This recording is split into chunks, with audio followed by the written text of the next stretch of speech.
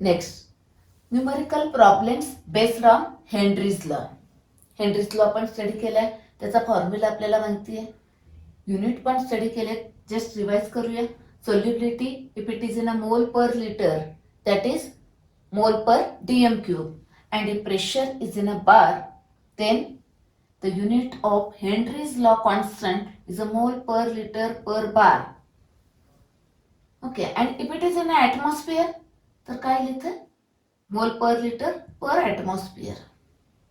Okay, आता suppose numerical सोडवताना तुम्हाला solubility if it is given in a grams per litre दिली, तर आधी काय करायला लागेल? आपल्याला कन्व्हर्ट करायला लागेल मोल पर लिटर मध्ये. कशी करतात बघूया. जस्ट डायरेक्ट तुम्ही फॉर्म्युला वापरायचा आहे, पण तो फॉर्म्युला कसा आला तेवढं बघूया आपण.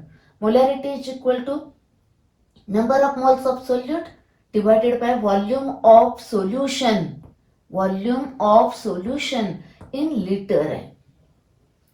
N2 नंबर ऑफ मोल्सची फॉर्म्युला सबस्टिट्यूट करूया. W2 upon M2. Okay, mass of solute divided by molar mass of solute. आता हे दोन्ही ग्रॅम मध्ये आहेत.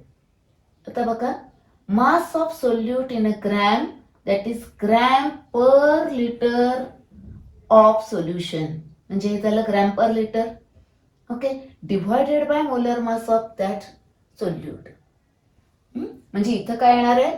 Molar mass of that gas, that is grams per liter divided by molar mass of that gas gives a mole per liter of that gas, जे आपल्याला हवं आहे. इथं लक्षात ठेवण्यासाठी एक पॉइंट सांगते बघा, जस्ट लक्षात ठेवण्यासाठी, की mole per litre multiplied by molar mass gives grams per litre, MMM. Okay, आणि तुम्हाला मोल पर लिटर हवंय, grams per litre divided by molar mass. Okay, आता हा एक पार्ट झाला. Next, now you know that the solubility is different at a different pressure as it depends on pressure. Suppose तुम्हाला different solubilities दिलेले आहेत, आणि मग काय येईल? Formula S is equal to KH into this P. म्हणजे ह्या सोल्युबिलिटीला, ह्या प्रेशरला ही सोल्युबिलिटी आहे. Another at a different pressure, ह्या प्रेशरला ही सोल्युबिलिटी आहे. यातले काही 3 दिलेले असतात. Find out one of this. Either pressure विचारतील किंवा सोल्युबिलिटी विचारतील. मग इथे असं विचारलेलं असताना काय करायचंय? इथं 2 वे आहेत न्यूमेरिकल सॉल्व्ह करायला. आयदर तुम्ही काय करू शकताय, फर्स्ट फाइंड आउट KH, हे दोन्ही माहिती आहे, KH फाइंड आउट करा, आणि ती KH ची व्हॅल्यू इकडे सबस्टिट्यूट करून आयदर दिस और दिस फाइंड आउट करू शकताय. और अल्टरनेटिव्हली सगळ्यात बेस्ट बघा काय आहे, here KH is equal to S1 upon P1, आणि इकडे KH is equal to S2 upon P2. Same gas आहे, फॉर अ पर्टिक्युलर गॅस हे सेम असणार आहे. तिथे ॲट अ कॉन्स्टंट टेम्परेचर किंवा रेफरन्स टेम्परेचर दिलेलं असणार आहे. ओके, हा सेम असणार आहे, त्यामुळे तुम्ही डायरेक्ट फॉर्म्युला हा वापरू शकता. S1 upon P1 is equal to S2 upon P2. Remember this and this. This. Okay, म्हणजे तुम्हाला हा फॉर्म्युला लागेल एक, जर ग्रॅम्स पर लिटर दिला असेल तर हा फॉर्म्युला, हा फॉर्म्युला आणि हा formula. Now let us see numericals. Now problem number 1 text book exercise मधला आहे. Fish generally needs oxygen concentration in water at least 3.8 milligram per litre. एवढा लागतोय त्यांना सर्वायसाठी. What partial pressure of oxygen above the water is needed for survival of fish given the solubility of oxygen at this temperature and pressure is this one. Okay, म्हणजे solubility दिलेली आहे this one at this pressure, this is given. आणि survival साठी oxygen किती लागतोय त्याचं concentration त्यांनी milligram per litre दिलंय. ओके. आणि इकडे काय आहे, मोल पर लिटर. मी मगाशी सांगितलं तसं याला मोल पर लिटर करून घेऊया. आधी ग्रॅम पर लिटर केला, मिलीग्रॅमचं ग्रॅम करायला 10⁻³ केलं. मग ग्रॅम पर लिटरचं मोल पर लिटर करायला divided by molar mass. Gas कुठला आहे, oxygen. Molar mass of oxygen is 32. Okay. हे मिळालं आपल्याला मोल पर लिटर. हवं तर तुम्ही इथे हे आधी कॅल्क्युलेट करून घेऊ शकताय. त्याला आपण म्हणूया H2. एवढी सोल्युबिलिटी आपल्याला हवी आहे, एवढा ऑक्सिजन आपल्याला हवी आहे. मग त्याच्यासाठी काय प्रेशर लागेल. ओके.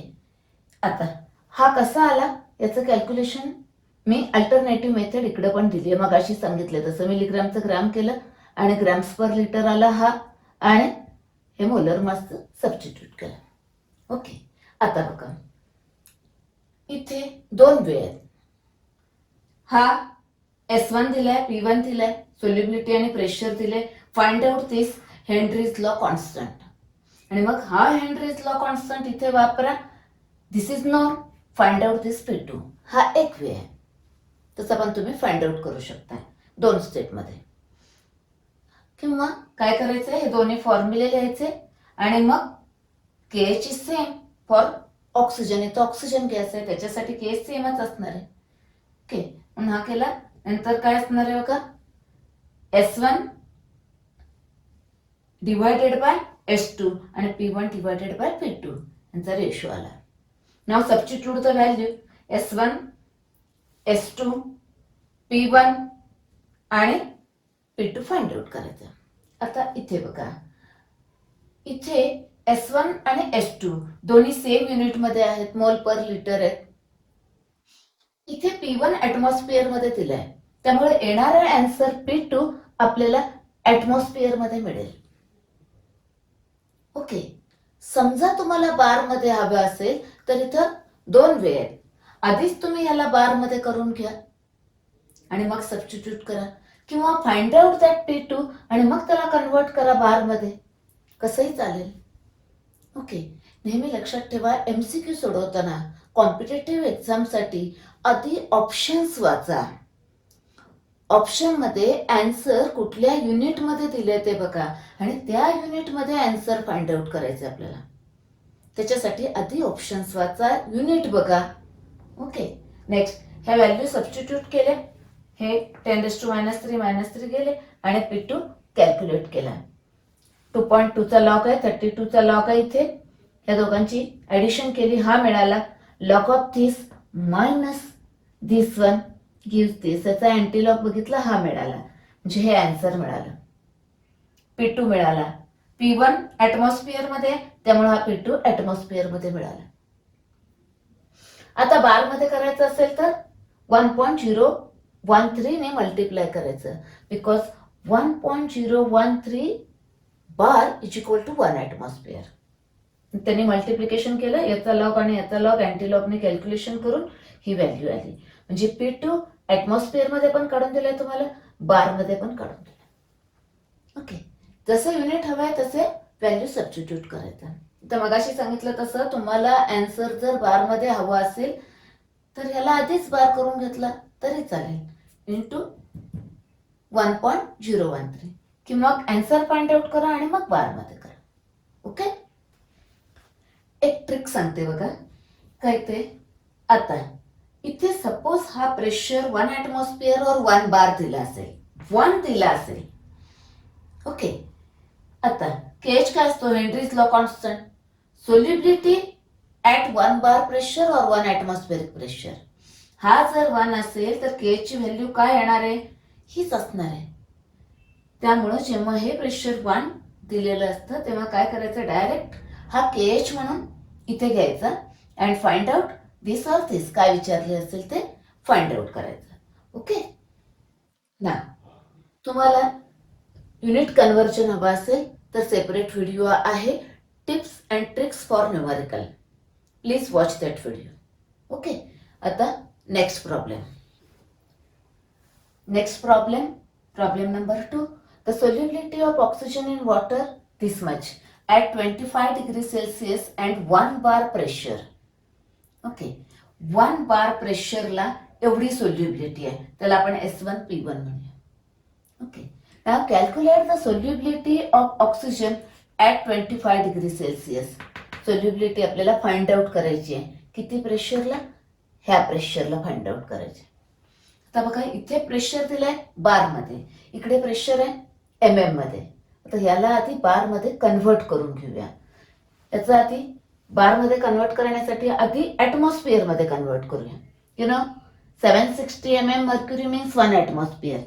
मग एवढे MM म्हणजे किती ॲटमॉस्फिअर? ओके, म्हणजे काय? Cross multiplication. हा आला एवढा ॲटमॉस्फिअर मध्ये. चला, आता ॲटमॉस्फिअरचं कन्व्हर्जन बारमध्ये. 1 atmosphere is equal to this much bar. मग एवढे ॲटमॉस्फिअर म्हणजे किती? याच्याने मल्टिप्लाय करायला लागेल. आता हे सगळं लॉगने कॅल्क्युलेशन सगळं इथं आहे. द आन्सर इज 0.2 बार. म्हणजे P2 आला इकडे 0.2 बार. हा, आता इथे तुम्हाला न्यूमरिकल सॉल्व करायला 2 वे आहेत. एक बघा, दोन्ही वे सिंपल आहेत. फर्स्ट काय, इकडे हा फॉर्म्युला आहे आपला,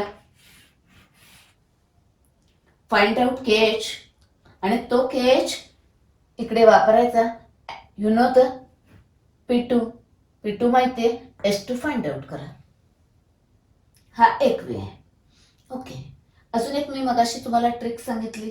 जर हा प्रेशर 1 बार असेल किंवा 1 ॲटमॉस्फिअर असेल, म्हणजे हे 1 आहे, म्हणजे KH काय असतं? सोल्युबिलिटी असते. म्हणजे ही KH ची व्हॅल्यू आहे. डायरेक्ट KH ची व्हॅल्यू इथे टाकून तुम्ही फाइंड आउट करू शकताय कॉम्पिटेटिव्ह एक्झामसाठी, किंवा जेव्हा तुम्हाला पटकन आन्सर हवे तेव्हा ही ट्रिक वापरू शकता. ओके, आता अजून त्याच्यापेक्षा बेटर वे आहे बघा. काय? हा फॉर्म्युला आहे, हा फॉर्म्युला आहे, बरोबर. लेफ्ट हँड साईड सेम झाली. ऑक्सिजन गॅससाठी आहे, हेनरीज लॉ कॉन्स्टंट दोन्ही सेम असणार आहे तिथे. मग हे इज इक्वल टू हे. आता व्हॅल्यू सबस्टिट्यूट करा. S1 इथं आहे, P1 1 आहे, S2 फाइंड आउट करायचं आहे, P2 0.2 बार आला. ओके, मग S2 इज इक्वल टू 30 × 30 हा मिळाला. आता ह्याचं कॅल्क्युलेशन, लॉग ऑफ 30 इथे आहे, लॉग ऑफ 30 इथे आहे, सगळं कॅल्क्युलेशन केलं. ओके, अँटीलॉग मिळाला, हा इथं लिहिलं. हे 10⁻³ आहे. कसं आहे? आता फक्त डेसिमल पॉइंट आफ्टर 1 डिजिट केला, कन्वर्ट केला, आणि हे आन्सर मिळालं. इथं सोल्युबिलिटी कशात आहे? मोल पर DM³. ही S2 काय? मोल पर DM³. This is the answer. Okay, now homework problem number 1 आहे, तो February 20 आत्ताच विचारलेला आहे, आणि आन्सर त्याचं हे आहे. ओके, नेक्स्ट प्रॉब्लेम बघा. हाय, याचा आन्सर इथं दिलेलं आहे. मी मगाशी ट्रिक सांगितली, ती वापरू शकता. इथे प्रेशर 1 ॲटमॉस्फिअर आहे इथं एवढ्या सोल्युबिलिटीला. हेनरीज लॉ कॉन्स्टंट काय येणार?